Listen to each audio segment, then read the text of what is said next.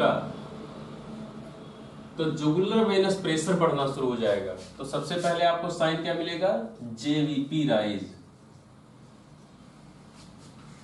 आपको JVP rise मिलेगा यहां। मरमर साउंड मिलेगा, ट्राइकस्पिड एरिया में मरमर साउंड मिलेगा, कार्डियक साउंड नॉर्मल नहीं होगा। तो ये दो चीजें तो आपको, एडिमा मिलेगा, ये सब क्या है, साइन है। अब बात करते हैं सिम्टम। सिम्टम क्या मिल सके, क्या मिले अर्लियर, देखो सब में सब सिम्टम मिलता है, लेकिन हम लोग ये पढ़ रहे हैं कि जल्दी कौन सा मिलता है। तो अगर लेफ्ट हार्ट फेल होता है तो जल्दी हमें कहां के सिम्टम मिलने शुरू हो जाते हैं, यहां के पल्मोनरी एडिमा के, क्योंकि कंजेशन यहां शुरू होता है। लेकिन अगर राइट हार्ट फेल होगा तो हमें जल्दी कहां का मिले, डाइजेस्टिव सिस्टम के, डाइजेस्टिव सिस्टम के, क्योंकि ये जो एक तो जेवीपी राइज होगा, दूसरा लीवर का ब्लड जो इंफीरियर वेना केवा में जाता था वो जा नहीं पाएगा और ये रिवर्स फ्लो होगा और लीवर में कंजेशन होना शुरू हो जाएगा। तो लीवर में जब कंजेशन होगा तो लीवर का साइज धीरे धीरे बढ़ना शुरू हो जाएगा। तो सबसे पहले क्या मिल जाएगा आपको, हेपेटोमेगैली,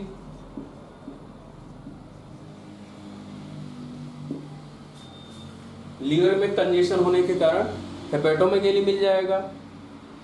और क्या होगा, इस पूरे एरिया में हाइड्रोस्टेटिक प्रेशर बढ़ा रहेगा क्योंकि बैक फ्लो ब्लड का हो रहा है और इधर से फ्लो आ रहा है। तो इस एरिया में लीकिंग शुरू हो जाएगी पोर्टल वेन से। इससे क्या होगा, एसाइटिस, इससे क्या मिल जाएगा आपको, एसाइटिस, एसाइटिस मिल जाएगा। और ये तो हो गया एब्डोमिनल, और हाथ पैर के जितने भी वेसल्स हैं सब में कंजेशन होगा, सबसे लीकिंग होगी, सबसे लीकिंग शुरू हो जाएगी। इससे क्या होगा, वेनस रिटर्न से अगर लीकिंग शुरू हो जाए तो हाथों पैरों में एडिमा हो जाएगा, हाथ पैर एडिमेटस हो जाएंगे। तो इसको हम लोग क्या कहेंगे, पेरिफेरल एडिमा, पेरीफेरी मतलब दूर दूर, पेरीफेरल एडिमा।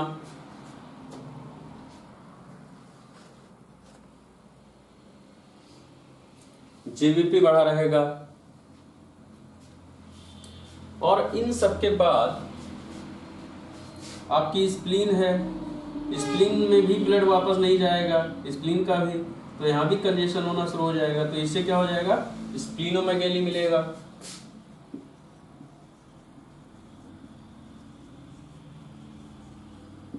स्प्लीनोमेगैली। तो ये तो हो गए राइट हार्ट फेलियर के साइन। लेफ्ट हार्ट फेल में आपको सबसे पहले क्या मिलता है, पल्मोनरी एडिमा के साइन, क्रेफ्ट्स मिलते हैं लंग्स में, ऑर्थोपनिया मिलता है। लेकिन अगर राइट हार्ट फेल हो रहा है तो आपको एसाइटिस मिलना शुरू हो जाता है, पेरिफेरल एडिमा मिल रहा है और जेवीपी राइज मिलता है। जबकि लेफ्ट हार्ट फेलियर में हो सकता है जेवीपी राइज ना हो। लेफ्ट हार्ट फेलियर के अकेले इन्वॉल्व होने से जेवीपी राइज नहीं होगा जब तक राइट हार्ट फेल ना हो जाए। जब राइट हार्ट फेल होगा, राइट हार्ट भी काम करना बंद कर देगा, तब जेवीपी राइज होगा। और तो ये सब सिम्टम मिलेंगे। इनके साथ कौन से सिम्टम मिलने चाहिए, हाइपो ऑक्सीजनेशन वाले सिम्टम सारे मिलने चाहिए, क्योंकि ऑक्सीजन प्रोवाइड बिल्कुल नहीं हो पाएगा। कम ऑक्सीजन, जैसे थकान, फैटिग, डिजीनेस, फैटिगनेस, डिजीनेस,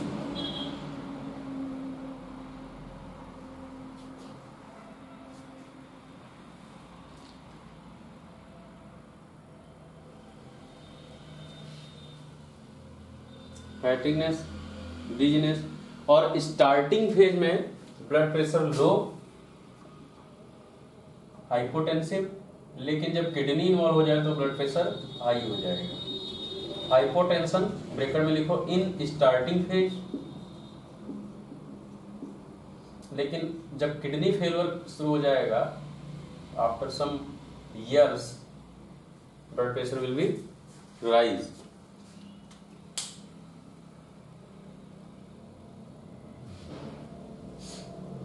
तो ट्राइकस्पिड स्टेनोसिस जब इन्वॉल्व होगा तो सबसे पहले साइन आना शुरू होगा ये वाले, और ट्राइकस्पिड क्या है? Right heart stenosis. तो राइट वॉल्वुलर हार्ट डिजीज में ये सारे सिम्टम आने शुरू होंगे। और अगर लेफ्ट इन्वॉल्व होगा सबसे पहले तो पल्मोनरी सिस्टम इन्वॉल्व होता है, पल्मोनरी के सिम्टम आने शुरू होते हैं। लेकिन ये जरूर याद रखो कि राइट हार्ट फेलियर हमेशा होता ही है लेफ्ट हार्ट फेलियर के कारण, क्योंकि इसके ऊपर रेगुलर लोड आता रहता है तो धीरे धीरे ये वाला भी खराब हो जाता है। तो इसका मतलब क्या है कि केस आपको ऐसे मिल सकते हैं जिसमें ये सिम्टम आ रहा हो, साथ साथ में ये सिम्टम भी आ रहे हो, लेकिन आपको पता होता है कि एसाइटिस हो रहा है तो यहां भी इन्वॉल्व हो गया होगा, क्रेप्स आ रहे हैं तो ये इन्वॉल्व होगा। तो आप दोनों समझते हैं कि राइट हार्ट भी इन्वॉल्व है और लेफ्ट हार्ट भी इन्वॉल्व है। क्लियर? अगर आपको ये सब मिल रहा हो और स्टेथो आप रखें और क्रेप्स ना मिले, आपको ऑर्थोपनिया ना मिले, आपको नॉक्टर्नल डिस्निया ना मिले, आप यहाँ स्टेथो रखते हैं तो आपको साउंड क्लियर आ रहा है, तो इसका मतलब क्या है कि अभी लेफ्ट हार्ट इन्वॉल्व नहीं है, सिर्फ राइट हार्ट इन्वॉल्व है। वैसे ही अगर आपको सब मिले और आपको एसाइटिस ना मिले, एडीमा, जेवीपी ठीक हो और इस एरिया में कोई मरमर साउंड ना मिले, आप ईसीजी कराते हैं तो सारी लीड्स लेफ्ट दिखाती हैं, तो लेफ्ट हार्ट के साइन है। तो लेकिन मैक्सिमम केसेस अगर एक वॉल्व खराब होता है तो आपको यही इसमें सीखना है कि कोई भी वॉल्व क्यों ना खराब हो, लोड फिर सब पे आना शुरू हो जाता है। जैसे मान लो यहाँ का अगर ब्लॉक हो जाए तो फिर इसको ज्यादा प्रेशर लगाना पड़ता है, तो धीरे धीरे ये वॉल्व पे प्रेशर आएगा, ये खराब हो जाएगा, फिर एडिमा होगा पल्मोनरी, फिर ये वॉल्व पे प्रेशर आएगा, यहाँ का हार्ट खराब होगा, फिर ये सब खराब हो जाते हैं। इसलिए जल्दी से जल्दी वॉल्वुलर या तो रिप्लेस कराएं या रिपेयर करवाएं, तो सर्जिकल ट्रीटमेंट लेते हैं।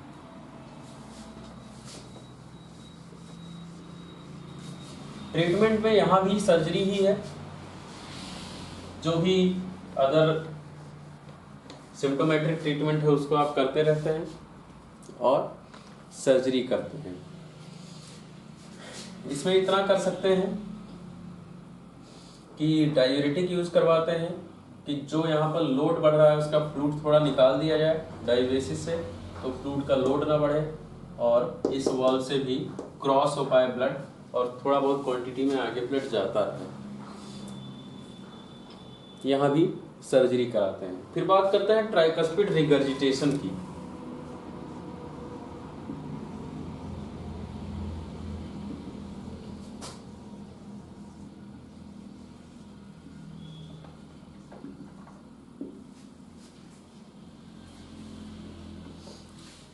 ट्राइकस्पिड रिगर्जिटेशन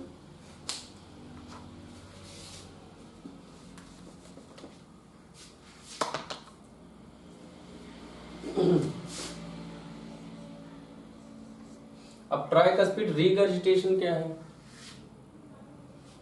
रिगर्जिटेशन क्या है कि ब्लड यहां से पंप हो गया। पहले क्या है, स्टेनोसिस में पंप नहीं हो पा रहा था, यहां से पंप हो गया एट्रियल सिस्टोल में। लेकिन जब वेंट्रिकुलर सिस्टोल होना है, जब ब्लड यहां पंप होगा तो ट्राइकस्पिड वॉल्व ओपन होना चाहिए या बंद हो जाना चाहिए या क्लोज हो जाना चाहिए वेंट्रिकुलर सिस्टोल में?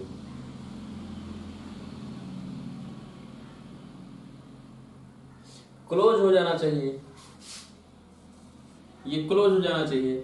लेकिन अगर वेंट्रिकुलर सिस्टोल के समय भी ये क्लोज ना हो, कंप्लीट क्लोज ना हो, कहीं ना कहीं ओपन रह जाए, तो जब ब्लड यहाँ पंप होना होगा तो इंटरनल प्रेशर जब जनरेट होगा ब्लड पंप करने के लिए, तो कुछ ना कुछ ब्लड यहाँ भी वापस चला जाएगा। इसी को हम लोग क्या कहते हैं, ट्राइकस्पिड रीगर्जिटेशन। Tricuspid regurgitation. इसमें सिम्टम क्या आ सकते हैं, तो दिमाग लगाओ तुम लोग। वैसे सेम ही होगा कि अगर यहां से फिर से सेम रिपीट हो जाएगा, अगर यहां से ब्लड यहां आना शुरू हो गया तो इसका मतलब क्या है कि कंजेशन यहां शुरू हो गया, और फिर वेनस रिटर्न का कंजेशन शुरू हो जाएगा और सेम के सेम सिम्टम आने शुरू हो जाएंगे जो अब तक हम लोग पूरा पढ़ चुके थे। जितना हम लोगों ने स्टोसिस में पढ़ा सब कुछ सेम फिर से रिपीट हो जाएगा। इसके साथ क्या होगा, वो सारे सिम्टम आएंगे, लेकिन क्या कंप्लीट ब्लड इधर लंग्स की तरफ आ पाएगा?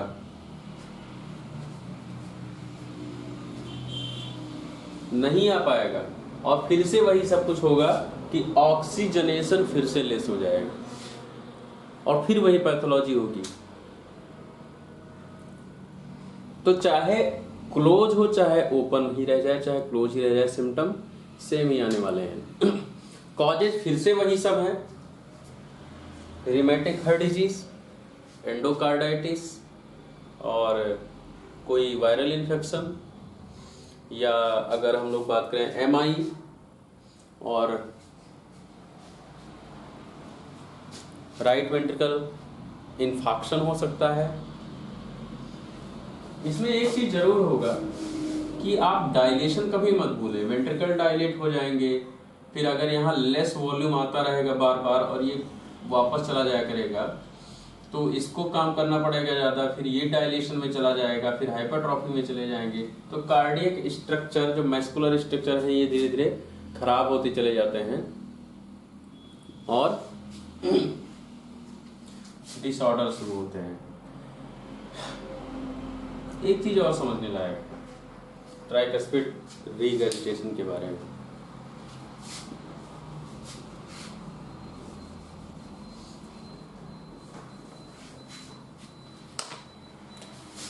ट्राइकस्पिड रिगर्जिटेशन, ट्राइकस्पिड वॉल्व एक ऐसा वॉल्व है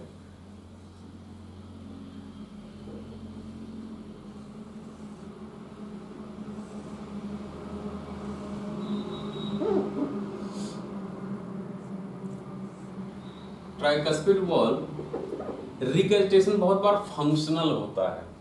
फंक्शनल किसे कहा जाए, फंक्शनल मतलब कि कोई कॉज ना मिले और जो फिजियोलॉजिकल फंक्शन है उसके रिजल्ट के कारण कोई पैथोलॉजी होनी शुरू हो जाए, दिक्कतें आनी शुरू हो जाए, उसको हम लोग कहते हैं फंक्शनल। मतलब पैथोलॉजी कुछ नहीं हुआ शरीर में, जो फिजियोलॉजिकल फंक्शन है उसी के कारण खराबी हो रही है, उसको कहा जाता है फंक्शनल डिसऑर्डर्स। तो यहाँ बहुत बार जो ट्राइकस्पिड रिगर्जिटेशन है ये बहुत बार फंक्शनल भी होते हैं। अब ये फंक्शनल कैसे होते हैं ये भी डिस्कस करेंगे।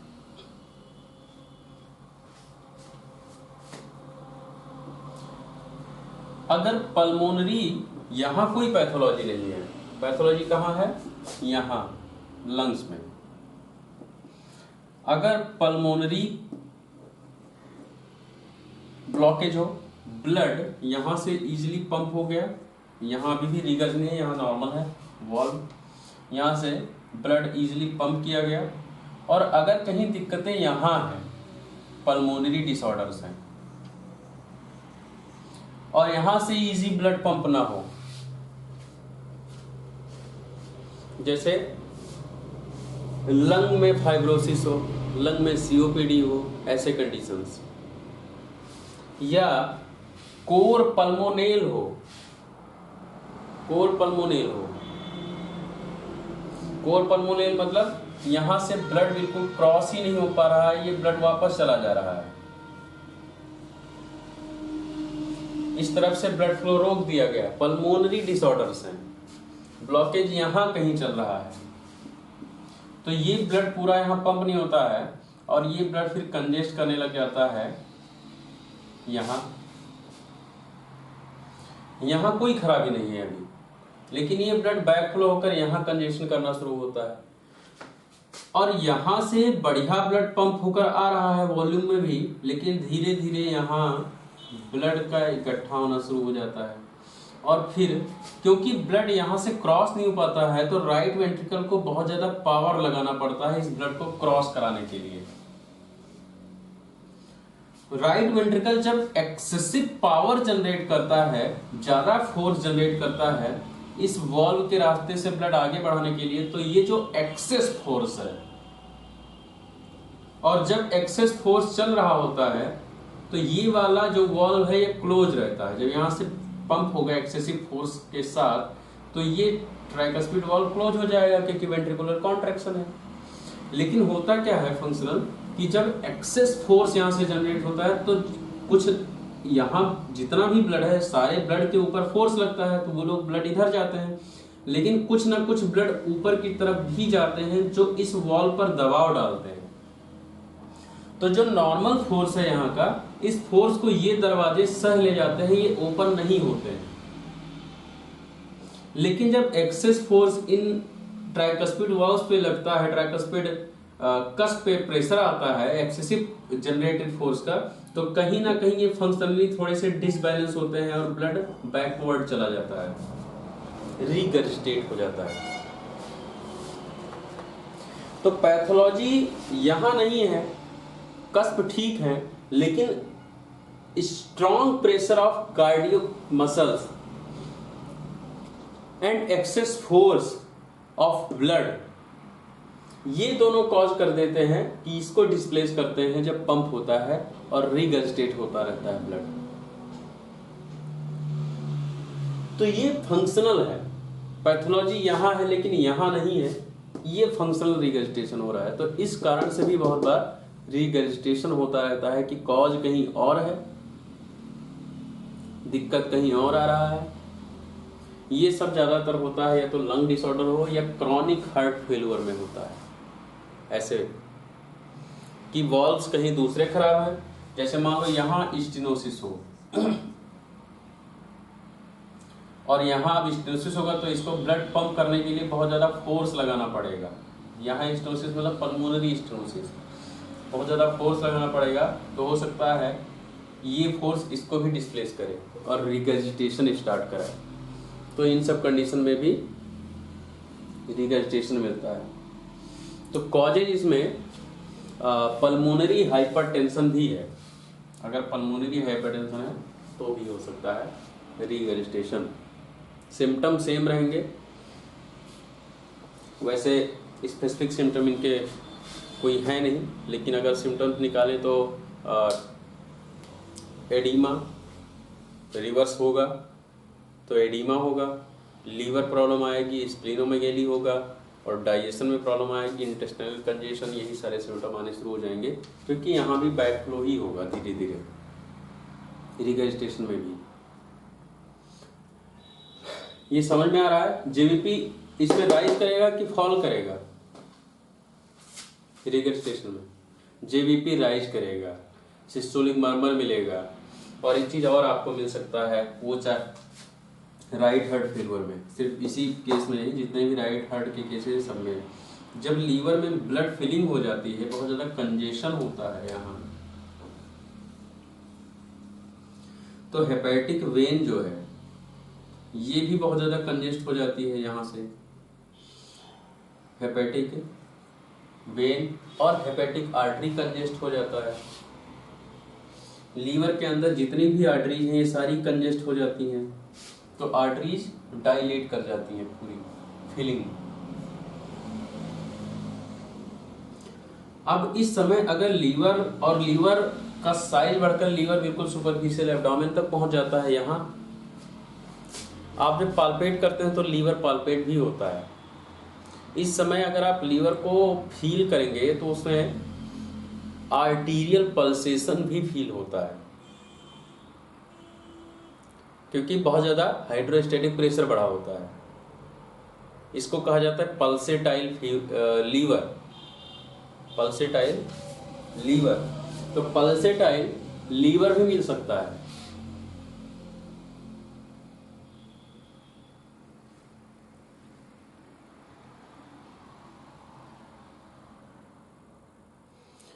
इसमें भी अगर ट्रीटमेंट की बात करें, इन्वेस्टिगेशन वही सारे होंगे जो पहले हो चुके हैं, सब में सेम होते हैं। ट्रीटमेंट की बात करें तो सर्जरी ही है, या तो आपको रिप्लेस कराना पड़ेगा या रिपेयर कराना पड़ेगा। बात करते हैं पल्मोनरी स्टेनोसिस की, यहां की।